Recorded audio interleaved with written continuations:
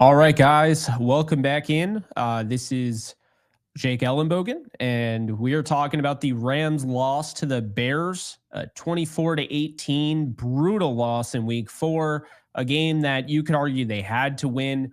No team in the current format has ever gone to the playoffs starting 1-3, so the Rams do have quite the uphill battle ahead of them. Now, this is also a team last year that had an uphill battle starting 3-6 and ripping off 7 of the last 8 wins for the year, including an overtime loss. So almost won 8 straight. So they're capable of doing it. It's been in their DNA in the past, but this is a tough loss. This is one of the worst losses that you could imagine. This is the worst type of loss because when you go out there and you get the performance that you have behind your defense, getting that pass rush early and often, getting tons of pressure, and then you have the offense and being able to move the ball the way they did, and you end up losing and only scoring 18. It's a real tough pill to swallow. I really think to start off, I thought Matthew Stafford played very well. Yeah, the interception, it sucks at the end, but he's trying to make a play. He was also hit in the head, and that's definitely should have extended the game, but did they really deserve it? I don't know. The offense, maybe. Kyren Williams was great. Averaged 4.9 yards per carry. Show that he can run the football against his defense. 19 carries for 94 yards and a touchdown. Tutu Atwell, 4 of his 6 targets he caught for 82. No idea why those guys didn't get utilized even more. Jordan Whittington caught 6 of his 8 targets for 62. Demarcus Robinson caught 2 of 3 for 37. Colby Parkinson, 4 of 7 for 33. Kyren Williams got involved in the passing game. Just some dump offs there. 4 catches on 4 targets for 10. And then you had a target for Tyler Johnson. So here's the problem, okay? You're 1-3 now. You're going up against probably a pissed off Packers team, a team that is going to be probably more prepared next week with Jordan Love than they were this week against the Vikings, because last I checked, that game was not even close. So they were losing like 28-0 at halftime. So this is a real tough pill to swallow. How do the Rams dig deep and get out of this hole? They do have an early bye, and they are banged up. There was no excuse to lose this game. Zero. Absolutely zero excuse to lose to a rookie quarterback who's essentially being carried by a defense. Caleb Williams did not play well today. Not at all. He made a few good throws. If you look at the Bears, this was DeAndre Swift and just what he could do in the receiving game and, the running game. That's what this was. DeAndre Swift, multi-dimensional. He really put up a performance. You got to give him a lot of credit. He really carried the team. Caleb Williams was pedestrian. Roschon Johnson was going to get an extended look. He punched in the touchdown. Williams didn't even do anything with his legs, really. The Rams were able to get the ball back at the end. But make no mistake about it, DeAndre Swift is a big reason why the Bears won. In addition to that, the Bears defense, opportunistic. I mean, Brisker was everywhere. You got to give him credit. Sweat. The forced fumble by Sweat may have decided the game early on. Austin Booker was active, the rookie. It was a tough day at the office for the Rams because while you do want to give the Bears credit, and you do, right? They entered the red zone 5 times and left with 1 touchdown, as Edwin Estrada, shout out to Edwin, put in the comments there. Exactly. You want to give them credit, but at the same time, the Rams were clearly the better team. They outperformed, they played Chicago, and they come away with the L. And that sucks. They won the time of possession battle. They won the total yards battle. I mean, Chicago ran, but Chicago did not throw in the Rams. They did not have that success. First downs, penalties. It was the turnovers. At the end of the day, the turnovers are what changed this. Turnovers are a reason why Caleb Williams won his first start against Tennessee, because that game was over. The Titans had it in the bag. And then they forced some turnovers on Will Levis. So it's really tough because, again, got to give Chicago credit for making the plays, but you also have to realize this Rams team should be losing to. I don't care that they're banged up. This is an inexcusable loss. Inexcusable. They absolutely were the better team, and they outplayed them, and they should have won. You had Kyren Williams averaging 5 yards a carry almost, being able to run at will. And you just didn't run it. You only gave him 19 carries. In a game like this, he should have had 27. I like the way they came out and ran the football early on, but I feel like they went away from that. And in addition to that, Tutu Atwell. He's got 4 of 6 targets he caught for 82. Whittington had 8 targets. I'm not going to complain about his, value and the way he was utilized, but Atwell, they need to use him more. He's the best receiver right now on the team. While Cooper Kupp and Puka Nacua are nursing injuries, Tutu Atwell is their best receiver. Whittington is probably their third. I would definitely say Demarcus Robinson is their second. It's just frustrating because this team still moved the ball at will. They'd be able. So the defense all of a sudden just couldn't stop the run. And we're going to get into that. But losing a game where your offense is just driving down the field at will and has 5 red zone opportunities, it's painful. But it is another reminder that as great as Sean McVay is, Sean McVay's Achilles heel going back to Washington was his red zone play calling. I remember when he was coming from Washington, the Washington offense was 26th, I believe, in the red zone, but they were like top 10 in every other category. It's always been a problem when you get into the red area because now all of a sudden the field shrinks. We look at the other side. We always look at it, on the side of, well, this is how it goes. Defense, it has less room to work with, right? Now the defense is backed up against the wall. Well, it also does that way with the offense because the offense has less room to work with. Now they're not backed up against the wall, but they have less room to work with. That said, the pass protection was pretty good. I was disappointed with Alaric Jackson. I thought he could have done a better job today. And I just really did not like the play calling on that last drive. Not the one where he threw the pick, the second to last drive. The thing that kept the Bears in it.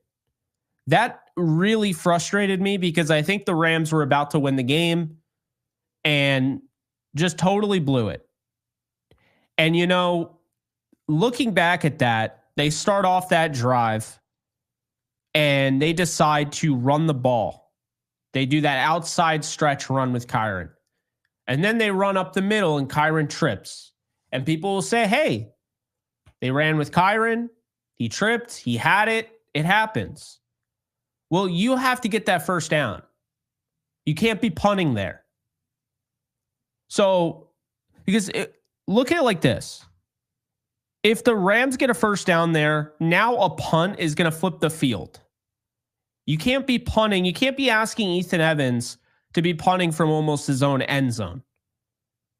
Because now, when you're down 24-18, a field goal ends the game. And the Bears very well could have ended that game. Defense got to stop when they had to, and the Rams offense couldn't come through at the end. But I still think that second to last possession was what decided it. Yes, the defense got to stop, but the offense was moving the ball down the field at will, and they got really conservative because their back was against the wall. And it's just, I just did not like the play calling. I thought only giving Stafford one pass, you're putting a lot of pressure on him. He has to complete this. You're putting a lot of pressure on whatever receiver is going to be intended as the target on third down. They should have thrown the ball. So I'll say that, but just a tough loss because, It's one thing when you're outplayed, you're outcoached, you're outclassed. It's another when you go into another stadium on the road, you play your early 10 a.m. your time, 1 p.m. Eastern time game that you're not normally used to, and you come out and you dominate the start of the game. And we saw this. We've seen this game many times before. This type of game is not, look at this. So they dominated the first half. And then right towards the end first half, the Bears get 10 out of it. This is a 6-0 ball game for the majority of the first half. And then the Bears, they're scoring touchdowns and the Rams are kicking field goals. And yes, the missed field goal and missing that 2-point conversion, that stings. But when you add that up, what do you get for that? You get 22-24. So it's not like that would have won the game automatically. But it's frustrating because from the perspective of I agreed with them going to, I did not like the play call there. And it's like, hey, what do you expect? This team is struggling. The play calling wasn't great in the red zone. And this team's struggling in the red zone. And now that same team and the same play caller is calling the plays on a 2-point conversion attempt. Why is that going to be any different?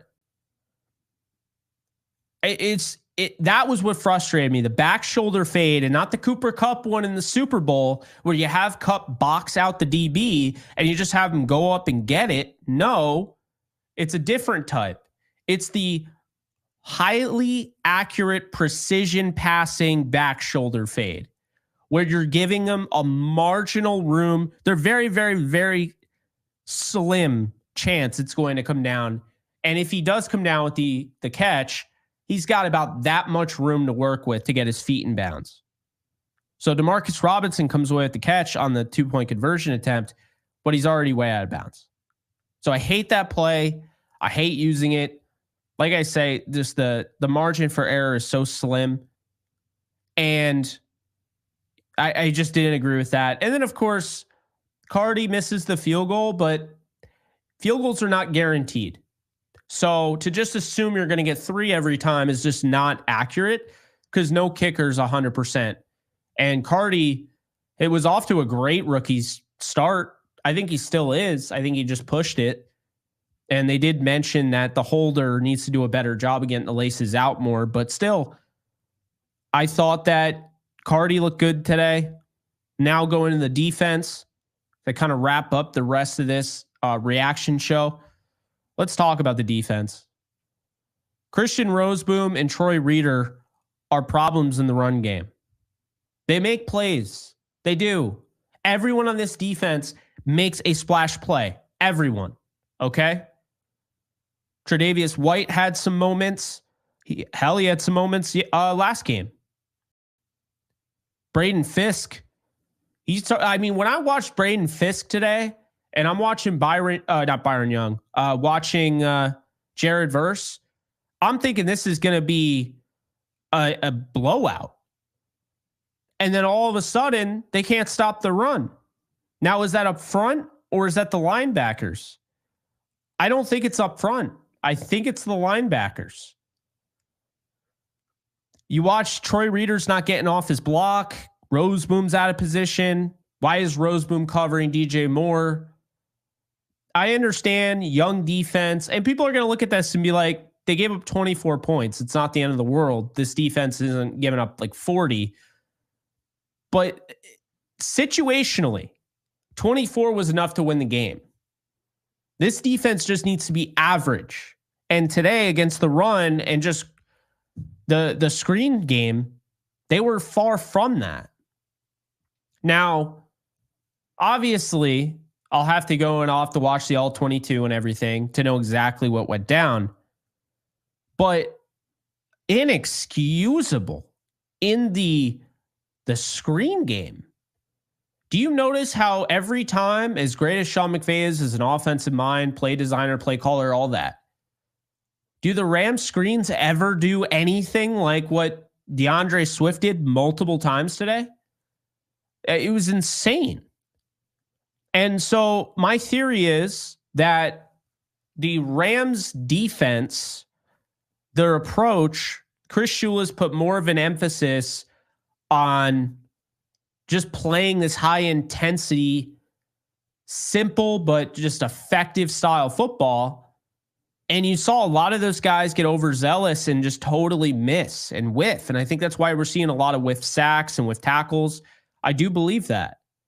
It's just frustrating because at the same time, while the damage was pretty much already done because of the run game and because of the receiving game with Swift, because that happened, well, none of it really mattered at the end of the day, but I still think the defense deserves credit for getting that stop at the end of the game.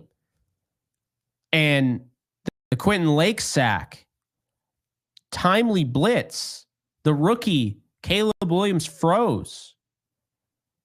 It's just a frustrating day at the office because at no point, if you covered the score throughout the game and you had people just continue to just jump in and watch the game with you, not knowing the score, how would you have thought, obviously at sporadic moments, how would you have thought the Bears were winning? Bears did not look like a team that was winning. So really frustrating. I think the Rams are definitely a better team. Like, I don't even think it's close. And I know they're banged up, but it's just really, it's frustrating because I still think they're better even with their injuries. But again, you gotta credit the Bears defense for holding them to 1 of 5 in terms of touchdowns in the red zone. So it's not gonna be easy. Rams got to crawl out of this thing. It's unprecedented. No 1-3 team has ever made it to the playoffs in the current format, the 7-team format. There's a lot of teams that have gone 1-3 since then. None of them have made the playoffs. So Rams got to get back to where they want to be. And, we'll see if they do it. They're going up against the Packers next week at SoFi. It's a must win. From here on out, every game's a must win. You can't tell me one game is, this game's fine.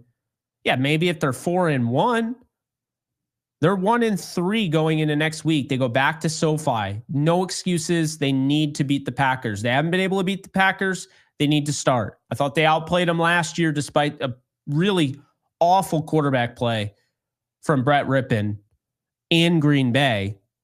They have to win this time around. So those are my thoughts. Tough loss. Really no other way to slice it. It's really that simple. So, yeah. Those are my thoughts. 1-4 is a death sentence. I agree. If they lose next week, well, I wouldn't give up on the team. I'll never say give up on the team because obviously stranger things have happened and they do have that bye week 6, but 1-4 feels like a death sentence. It really does. So it's been a wacky year. We'll see how they come back from it if they do. But next week, must-win game. This was an inexcusable loss. We're going to look back on this and say, how did they not beat this team? But that's football, right? Any given Sunday. So Rams fall at Soldier Field 24-18. Every opportunity in the book to win this game. They could not get it done. And they fall to 1-3. Bears move to 2-2. They have the tiebreaker. So if that ever comes down to it, now you can look back on week 4 and say, damn, we should have won that game. Not good, folks. Not even going to pretend it's good, but that's it. So I appreciate you guys. Appreciate Bleach Report as always for having me. Be sure to be sure to follow me on this at JK Bogan. Be sure to check me out on all social media at JK Bogan. And be sure to follow me. If you haven't already, check out my YouTube channel. I go live after every game and I have all sorts of Rams content. It's just Jake Ellenbogen. It's on YouTube. So that's going to do it. Appreciate you guys. And we'll see you guys next week. Later, folks.